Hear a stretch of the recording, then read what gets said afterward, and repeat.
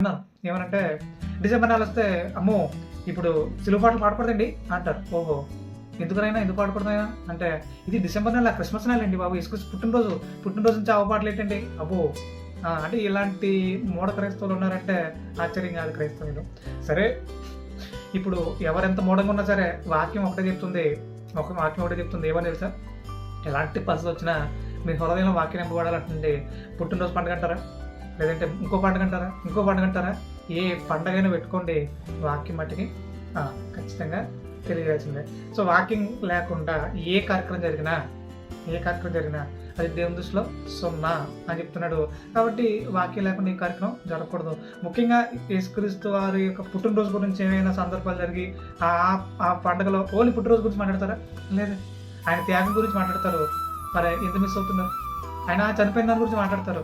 ఎందుకు మిస్ అవుతున్నారు? అలా కాకుండా నేను కేవలం పుట్టిన దాని గురించి మాట్లాడతానంటే ఏ ఉపయోగం లేదు. యేసుక్రీస్తు వారి పుట్టుక వల్ల మనకి ఎలాంటి ఉపయోగం లేదు. ఆయన మరణించిన దానివల్ల, ఆయన మన కోసం త్యాగం చేసిన దానివల్లే ఉపయోగం ఉంది. ఆ త్యాగం మనం నేర్చుకోవాలని తెలియజేస్తానండి. సరే ఇప్పుడు అది కాదండి, మేము అదే మూఢత్వం అంటే కనుక మీకంటే మూర్ఖులు ఎవరు ఉండరు.